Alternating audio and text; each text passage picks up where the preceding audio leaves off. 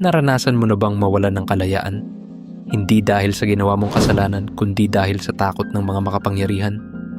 What would you do if, overnight, your life was taken away, your family threatened, and your only crime was standing up for what's right?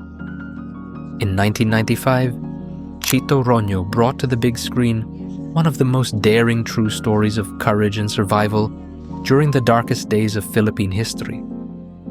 Ang Eskapo ay isang pelikulang sumasalamin sa malagim na realidad ng martial law, shining a light on the resilience of two men who refused to be silenced, Eugenio Henny Lopez Jr. and Sergio Serge Osmeña III, with a powerful script by Roy Iglesias and Jose F. Lacaba, and produced by Star Cinema, starring Christopher De Leon as Henny Lopez and Richard Gomez as Serge Osmeña. Their journey from privilege to persecution and ultimately to freedom is not just a story of escape. It's a story of hope, resistance, and the unbreakable Filipino spirit. So, paano nga ba tumakas sa isang kulungan na nagmula sa takot at kasinungalingan? At anong halaga ng kalayaan kapag ito ay pinilit na kunin sa'yo? Let's revisit the gripping story of Eskapo.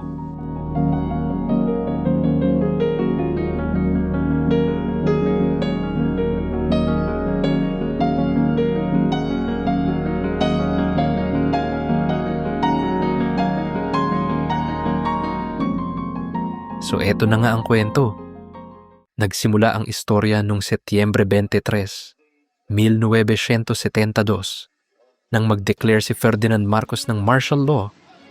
Ang mga radyo at TV stations ay nagsara, ang mga newspapers ay hindi nag-publish, at ang mga tao ay nagising sa isang bagong mundo na puno ng takot.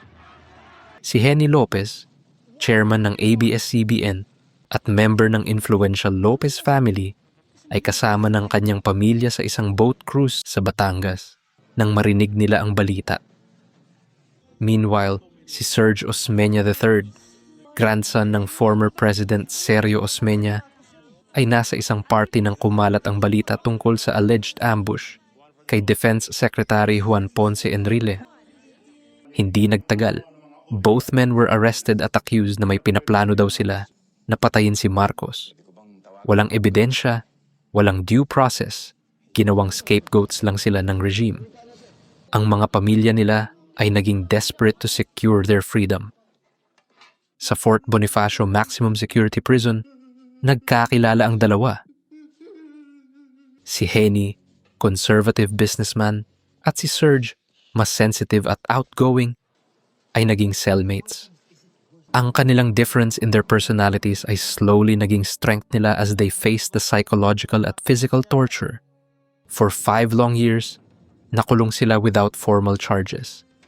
Ang kanilang mga pamilya ay nag-surrender ng kanilang mga business empires, hoping na makalaya ang kanilang mga anak. Pero ang Marcos regime ay hindi nag-budge. Nawala ang ABS-CBN sa Lopez family, while ang Osmeña family ay nagtiis na lang sa persecution.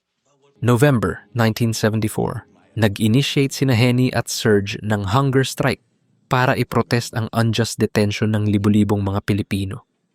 Ito ay naging turning point at dahil sa international pressure at media attention, nag-release ang government ng more than 1,000 political prisoners in December 1974. Pero sina Henny at Serge, they remained imprisoned. After exhausting all legal means, the two men decided na kailangan na nilang mag-escape, kasama sa planning si Attorney Jake Almeda Lopez, Henny's brother-in-law, at ang kanilang mga family members including Gabby Lopez. The escape plan is meticulously planned. On September 30th, 1977, successfully nakalabas sina Henny at Serge from their maximum security cell sa Fort Bonifacio. The operation became one of the most daring prison escapes in Philippine history. Pagkatapos ng kanilang pagtakas, nag-exile sila sa Amerika. Si Serge ay naging director ng Movement for a Free Philippines, while si Henny ay naging founding director ng Justice for Aquino, Justice for All or JAJA movement. They only returned to the Philippines after the EDSA Revolution in 1986. Si Chito Ronyo, known for his expansive vision and special effects-heavy films, ay nagdala ng different approach sa pelikula. Unlike his usual horror at fantasy films, dito ay nag-focus siya sa realistic portrayal ng martial law period.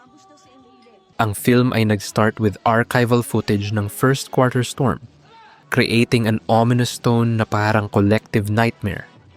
Ronyo's camera work ay naging tool to show the psychological pressure ng imprisonment, tulad ng scene sa dentist's office at x-ray table na naging symbols ng vulnerability.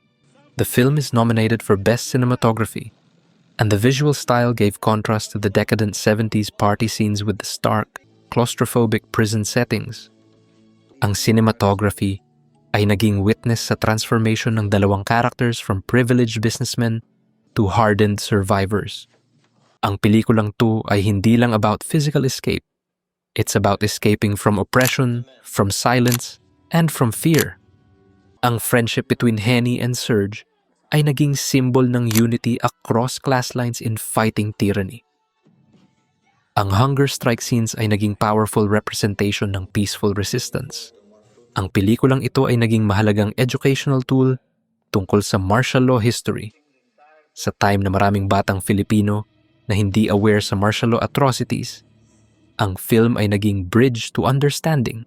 Ito ay naging counter-narrative sa mga attempts at historical revisionism. Ang film ay naging part ng Filipino cinema's commitment to preserving historical memory. In 2020, naging digitally restored ang film at nag-stream for free sa iWant, making it accessible to new generations. Ang timing ay significant kasi this was during discussions about historical truth and accountability. This movie serves as a reminder na ang martial law ay hindi golden age, but a period of human rights violations.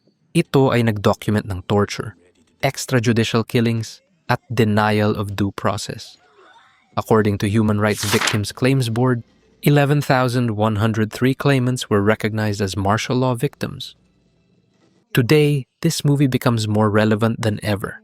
Sa panahon ng mga attempts to revise history, ito ay naging tool for remembering the sacrifices of those who fought for freedom.